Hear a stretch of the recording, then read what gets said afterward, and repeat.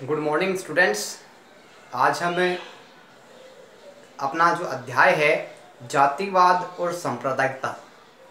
इसके बारे में विस्तार से चर्चा करेंगे, विस्तार से अध्ययन करेंगे। तो सबसे पहले बात आती है कि जातिवाद है क्या,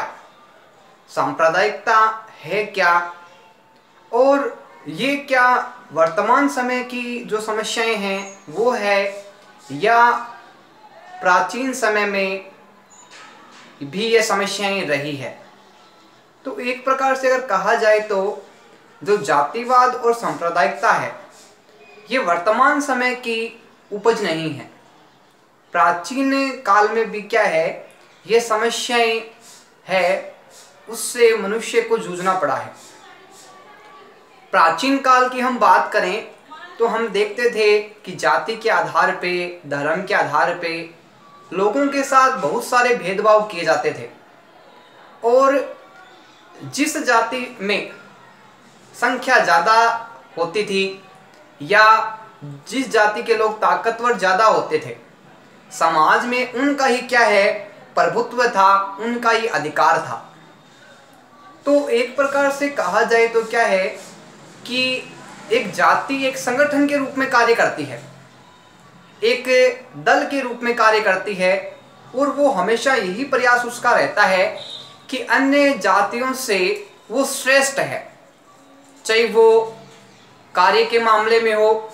चाहे वो धर्म के मामले में हो, चाहे वो अमीरी गरीबी के आधार पे हो, वो अपने आप को दूसरे जाति से श्रेष्ठ समझने का प्रयास करती है।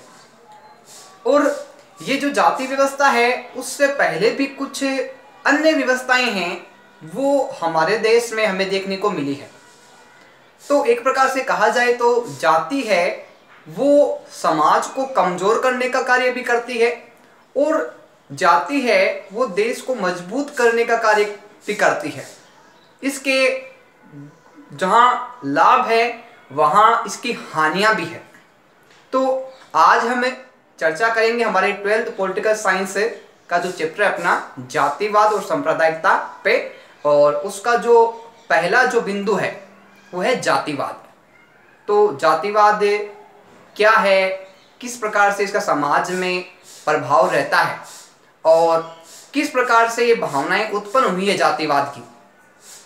और किस प्रकार से समाज में जाति के आधार पे जो भेदभाव होते हैं,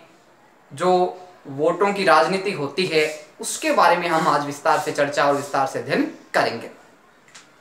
सबसे पहले बात आती है जातिवाद की। जाति एक सामाजिक संरचना है। जाति है वो एक सामाजिक संरचना है, यानी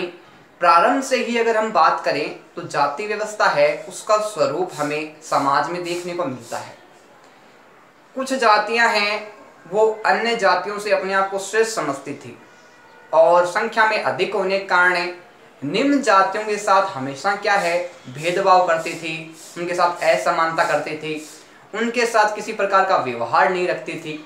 तो एक प्रकार से ये बात स्पष्ट है कि जाति ही एक प्रकार से सामाजिक संरचना है जो लगातार चली आ रही है। बात आती है वोट राजनीति ने जातिवाद को और बढ़ाया। वोट राजनीति, हम बात करें इलेक्शन की, चुनाव की, तो हम देखते हैं कि जिस जगह पे जिस जाति का उम्मीदवार है चुनाव में खड़ा होता है, उस जाति के व्यक्ति को, जिस जाति का व्यक्ति उम्मीदवार खड़ा हुआ है, उस व्यक्ति को उस जाति के वोट अत्यधिक मिलते हैं, ज़्यादा मिलते हैं। वो वोट उसको किस नाम पे मिलते हैं, जाति के आधार पे, क्योंकि उसको अन्य जातियों के वोट तो क्या है, कम मिलते हैं, जबकि उस जो जाति का उम्मीदवार जिस जाति का है उस जाति के उसको वोट सबसे अधिक मिलते हैं। और वर्तमान समय में ये जातीय समीकरण हमें देखने को मिलता है। तो वोट में भी क्या है, जाति का प्रभाव हमें प्रमुख रूप से देखने को मिलता है, और समय के साथ ये चीज़ें आगे बढ़ती जा रही है, और राजनीति को प्रभावित करने में, उम्मीदवार के जीतने में प्रमुख रूप से क्या है, जाति का महत्व रहता है, जो हमें चुनाव में प्रमुखता देखते हैं। बात आती है जातिवाद क्या है, यानी जातिवाद किसे कहा जाता है? जातिवाद के अंतर्गत प्रमुखतः किस बात को सम्मिलित किया जाता है?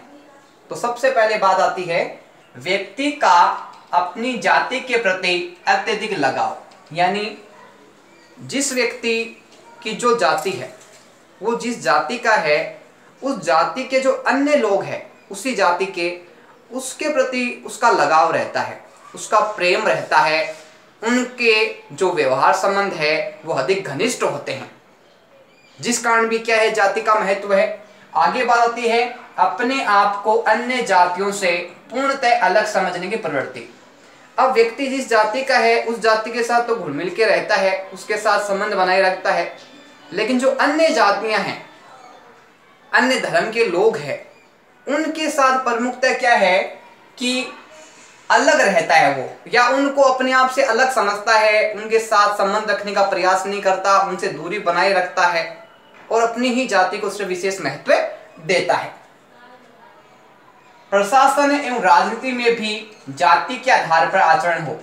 इसके साथ साथ क्या है, हमें हमारी जो सामाजिक व्यवस्था है, राजनीतिक व्यवस्था है, उसमें भी हम देखते हैं कि जाति के आधार पर लोग एक दूसरे के साथ व्यवहार रखते हैं, आचरण करते हैं, उनके साथ संबंध बनाए रखते हैं। तो एक प्रकार से कहा जाए तो जातिवाद क्या है, एक जाति का व्यक्ति है वो अपने जाति के जो लोग हैं उनके प्रति तो क्या है, समर्पणशील है, उनके साथ उनका भाईचारा है, प्रेम संबंध है, लेकिन जो दूसरे जाति के लोग हैं उनसे वो अपने आप को क्या है, पर्याप्त दूरी बनाए रखते हैं, अपने आप को उनसे अलग समझते हैं। और प्रशासन है और जो हमारी राजनीतिक व्यवस्था है उसमें भी क्या है, एक दूसरे के साथ जो संबंध बनाए रखते हैं वो जाति के आधार पे हम देखने को मिलते हैं कि किसी जाति का व्यक्ति अगर किसी पद पे है तो वो अपने ही जाति के लोगों को क्या है, बेनिफिट है, लाभ है, वो पहुंचाने का प्रयास करता है अन्य जातियों के मुकाबले। आगे बात आती है वोट बैंक। वोट बैंक क्या है? वोट बैंक भी क्या है कि जाति की भूमिका में एक महत्वपूर्ण योगदान इसका रहता है, वोट बैंक का। वोट बैंक का मतलब प्रमुखता क्या होता है कि वोट बैंक से संबंध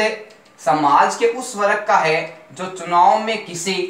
राजनीतिक पार्टी को जिताने में एक बड़ा योगदान देता है। हम देखते हैं कि कैंडिडेट जिस जाति का है और उस जाति के जो अन्य व्यक्ति है वो उसी व्यक्ति को वोट करेंगे जो उनकी जाति का खड़ा हुआ है। अब प्रमुखतः हम देखते हैं कि उस जाति का व्यक्ति जो मतदान है किसको देगा कि अपनी ही जाति का व्यक्ति जो खड़ा हुआ है उसी व्यक्ति को मतदान देगा, जिसके कारण क्या है कि अगर मान लो कि दो उम्मीदवार खड़े हुए हैं, एक उम्मीदवार है उसके जाति के लोगों की संख्या कम है, जबकि दूसरे जाति का जो उम्मीदवार है उसकी जाति के लोगों की संख्या ज़्यादा है, तो वो वोट एक तरफा चले जाएंगे और एक तरफा वोट जाने के कारण अगर वो उचित उम्मीदवार नहीं है तो भी वो जीत जाएगा, क्योंकि उसकी जाति के जो लोग हैं वो ज़्यादा है और जाति के आधार पर लोग मतदान करते हैं। तो एक प्रकार से कहा जाए तो वोट बैंक से संबंध समाज के उस वर्ग का है जो चुनाव में किसी राजनीतिक पार्टी को जिताने में, यानी अपने वोट देते हैं अधिक से अधिक, जिसके कारण वो पार्टी है वो प्रमुखतः जिस जाति से संबंधित है वो विजय हो जाती है, और जिस जाति के लोग कम होते हैं संख्या में कमी के कारण वो योग्य होने के बावजूद भी हम देखते हैं चुनाव में वो हार जाते हैं। तो वोट बैंक की राजनीति है उसमें जाति की महत्वपूर्ण भूमिका देखने को मिलती है। आगे बात आती है वोट राजनीति ने न केवल जातीय भावनाएं उकसाने का प्रयास किया बल्कि आपसी जातीय तनाव भी पैदा किया। हम देखते हैं कि जब चुनाव वगैरह होते हैं तो लोग जाति के आधार पे क्या है वोट मांगते हैं, तो प्रमुखतः उस समय हम देखते हैं कि एक जाति का व्यक्ति है वो दूसरे जाति के व्यक्ति को उकसाने का प्रयास करता है, उसको भड़काने का प्रयास करता है, उसको उत्तेजित करने का प्रयास करता है, उसको अपने पक्ष में करने का प्रयास करता है, जिस कारण प्रमुख रूप से क्या है कि जातीय भावनाओं को प्रमुखतः बल मिलता है, मजबूती मिलती है। इसके साथ ही क्या है कि जाति के कारण प्रमुखतः क्या है, एक जाति के लोगों में दूसरी जाति के लोगों के प्रति हम देखते हैं कि अशांति का माहौल, लड़ाई झगड़े का माहौल, एक दूसरे के साथ उनके संबंध है वो विच्छेद हो जाते हैं, एक दूसरे से अलग हो जाते हैं। तो प्रमुख रूप से कहा जाए तो क्या है, ये चुनावी जो राजनीति है उसमें हम देखते हैं कि एक जाति के लोग दूसरे जाति के खिलाफ हो जाते हैं, सिर्फ कुछ वोटों के लिए अपनी हार और जीते को प्रमुख महत्व देते हुए, प्रमुख रूप से भाईचारे प्रेम की भावना को महत्व न देते हुए एक दूसरे के खिलाफ हो जाते हैं और एक दूसरे को खिलाफ खूब नारेबाजी करते हैं, एक दूसरे को उकसाने का प्रयास करते हैं, द्वेष की भावनाएं उत्पन्न हो जाती है। तो कहीं ना कहीं कहे तो वर्तमान समय में भी ये समस्याएं देखने को हमें मिलती है। आगे बात आती है जाति और जातिवाद का स्वरूप, यानी ये जो जाति है और जातिगत जो व्यवस्था है इसका स्वरूप है, ये किस प्रकार से समाज में उत्पन्न हुआ और किस प्रकार से वर्तमान स्वरूप इसका देखने को हमें मिलता है, इसके बारे में हम चर्चा करते हैं। सबसे पहले बात आती है भारत में जाति प्राचीन काल से सामाजिक व्यवस्था का अंग रही है, यानी समाज में एक जातियां न होके बहुत सारी जातियां हैं, धर्म भी अलग अलग है, जैसे हिंदू, मुसलमान, सिख, ईसाई, बौद्ध, जैन, पारसी। इसी प्रकार विभिन्न क्या है कि हिंदू धर्म में भी बहुत सारी जातियां हैं, शर्मा, माली, दर्जी, प्रजापति, स्वामी, सोनी, यानी अन्य और भी बहुत सारी जातियां हैं, ग्राशिया, भील, मीणा, गुज्जर, तो बहुत सारी जातियां हैं। ये क्या है, प्रमुख रूप से क्या है कि भावनाएं क्या है प्राचीन काल में भी देखने को मिलती थी। तो एक प्रकार से कहा जाए तो जाति है वो हमारी एक सामाजिक संरचना का एक प्रमुख अंग और व्यवस्था रही है। प्राचीन काल में वर्ण व्यवस्था का उद्भव हुआ था। वर्ण व्यवस्था एक प्रकार से कहा जाए तो 4 वर्ण हैं वो प्रमुख रूप से देखने को मिलते हैं, ब्राह्मण, क्षत्रिय, वैश्य और शूद्र। कौन कौन से? ब्राह्मण, क्षत्रिय, वैश्य और शूद्र। इनमें क्या है कि वर्ण व्यवस्था के आधार पर इनका विभाजन होता है, यानी जो व्यक्ति जिस प्रकार से कार्य करता था उसका वो वर्ण निर्धारित होता था और उसकी जो आगे की जो पीढ़ियां हैं वो भी वही काम करती थी। ये जाति व्यवस्था के पहले का स्वरूप है। आगे बात आती है वर्ण व्यवस्था कर्म व व्यवसाय पर आधारित थी, यानी वर्ण का निर्धारण किस आधार पर होता था कि व्यक्ति का कर्म, यानी व्यक्ति कार्य क्या करता है, व्यक्ति क्या काम करता है उसके आधार पे, और उसके साथ साथ वो किस व्यवसाय से जुड़ा हुआ है, उसका परिवार किस व्यवसाय से लिंक है, उसके आधार पे क्या है कि प्रमुख रूप से वर्ण व्यवस्था प्रचलित थी। और वर्ण अपने 4 थे, ब्राह्मण, क्षत्रिय, वैश्य और शूद्र। ब्राह्मण का कार्य था अलग था, क्षत्रिय का कार्य था अलग था, वैश्य अलग काम करता था, शूद्र अलग काम करता था। किसी को क्या है सेवा करने का कार्य मिला हुआ था, किसी को पूजा प्रार्थना करने का, किसी को रक्षा का और किसी को क्या है उत्पादन करने का कार्य मिला हुआ था। तो इस प्रकार से क्या वर्ण व्यवस्था उस समय प्रचलित थी। बात आती है वर्ण व्यवस्था समाप्त होकर जाति व्यवस्था में बदल गई। अब बात आती है कि जो वर्ण व्यवस्था जब समाप्त हो गई, यानी पहले एक ब्राह्मण का बेटा है वो प्रमुखतः ब्राह्मण का ही कार्य करता था, एक सैनिक का जो बेटा है वो सैनिक का ही कार्य करता था, एक किसान का बेटा एक किसान का ही कार्य करता था और एक जो सेवा करने वाला व्यक्ति है वो सेवा का काम ही करता था। लेकिन ये व्यवस्था धीरे धीरे कमजोर होती चली गई और जब ये व्यवस्था कमजोर हो गई तो इस व्यवस्था ने किस व्यवस्था का स्वरूप ले लिया, वो प्रमुख रूप से जाति व्यवस्था में परिवर्तित हो गई, बदल गई। आगे बात आती है आपसी स्वार्थ के कारण जाति व्यवस्था ने जातिवाद का रूप ले लिया, यानी आपसी स्वार्थ के कारण, यानी अपने लाभ के कारण, अपने हित के कारण और अपनी उन्नति के कारण प्रमुख रूप से क्या है कि ये जो जाति है वो जातिवाद के रूप में परिवर्तित हो गई। यानी एक जाति के जो लोग हैं, व्यक्ति है, वो एक संगठन के रूप में कार्य करने लग गए, एक इकाई के रूप में कार्य करने लग गए ताकि वो अधिक से अधिक शक्तिशाली हो सके और जो अन्य जातियां हैं वो उनकी तुलना में क्या है कमजोर रहे, पिछड़ी हुई रहे और उनको विभिन्न प्रकार की क्या है आपस में तनाव है, जो समस्याएं हैं उनसे उनको प्रमुख रूप से गुजरना पड़े।